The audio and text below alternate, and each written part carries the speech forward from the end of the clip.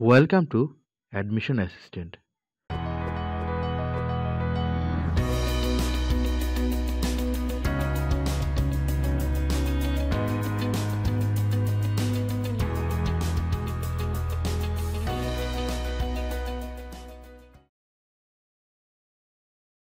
আমি মোহাম্মদ ইহসানুল হক সিয়াম।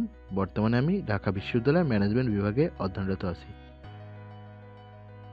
আজ আমরা পরিকল্পনা প্রণয়নের বিভিন্ন পদক্ষেপ নিয়ে কথা বলব। দেখো, এখানে পদক্ষেপগুলো তুলে ধরা হয়েছে। আমাদের সর্বপ্রথম পদক্ষেপ হলো ভবিষ্যৎ সুযোগ সুবিধা সম্পর্কে সতর্কতা। তোমার সর্বপ্রথম পরিকল্পনা গ্রহণের ক্ষেত্রে আগেই ভবিষ্যৎ সুযোগ সুবিধাগুলো সম্পর্কে সতর্ক থাকতে হবে। তারপরে তোমার প্রতিষ্ঠানের লক্ষ্য আর উদ্দেশ্য প্রতিষ্ঠা করতে হবে। তারপরে সেই লক্ষ্য আর উদ্দেশ্য অনুযায়ী তোমার তথ্য সংগ্রহ করতে হবে এবং সেগুলি বিশ্লেষণ করতে হবে। এরপরে তোমার পরিকল্পনার আঙিনা স্থাপন করতে হবে, কিন্তু কিভাবে সেটা ওই তথ্য এবং সংগ্রহের উপর নির্ভর করেই তোমার পরিকল্পনা সাজাতে হবে।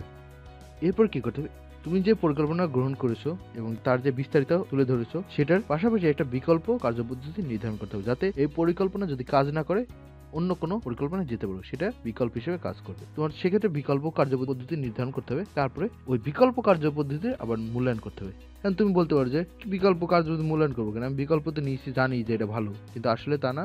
তুমি যে বিকল্প নিয়েছো তার মধ্যেও আবার অনেক মূল্যায়ন আছে। তুমি যদি বিকল্পের মধ্যে যদি তোমার ভুল থাকে তাহলে কিন্তু তোমার পরিকল্পনাটা যথার্থ হবে না।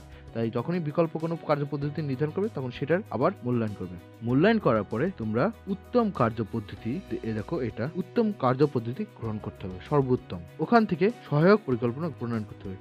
তুমি ধরো একটা উত্তম কার্যপদ্ধতি গ্রহণ করলে বিকল্পর মধ্যে, সেখান থেকে আবার সহায়ক পরিকল্পনা প্রণয়ন করবে। ওর সহায়ক হিসেবে কি ধরনের পরিকল্পনা গ্রহণ করা যেতে পারে, ও ধরনের ওরকম একটা সহায়ক পরিকল্পনা প্রণয়ন করবে। তারপরে এই পুরোটার উপর নির্ভর করে কার্য আরম্ভের সময় নির্ধারণ করবে। তুমি যে যত পরিকল্পনা করলে এই পরিকল্পনা কত দিনে তুমি শুরু করবে বা কিভাবে শুরু করবে তার একটা সময়ের তালিকা তৈরি করবে, এবং এটা কিভাবে শুরু করবে তার জন্য কিছু কৌশল গ্রহণ করবে।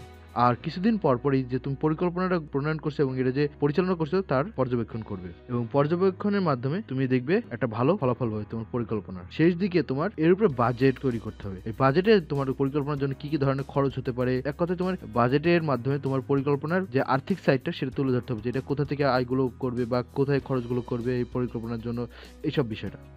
আর সর্বশেষ কার্যকারিতা মূল্যায়ন ও সংশোধন। পরিকল্পনা গ্রহণের মাধ্যমে তোমার যখন পরিকল্পনা অনেক দূর এগিয়ে যাবে তখন তুমি খালি দেখবে যে কার্যকারিতা কেমন, তখন সেটা মূল্যায়ন করবে, এবং যদি কোনো রকম পরিকল্পনায় কম বেশি থাকে তখন সেটা সংশোধন করে নেবে। আশা করি তোমরা এই বিষয়টা বুঝতে পেরেছো। আর তোমাদের আরেকটা বিষয় বলে রাখি, আমাদের এই টপিকটা কিন্তু খুবই গুরুত্বপূর্ণ আমাদের বিভিন্ন পরীক্ষার জন্য। তোমরা সবাই ভালো থাকবে। ইনশাল্লাহ আমাদের আগামী পর্বে আবার দেখা হবে। আল্লাহ হাফেজ।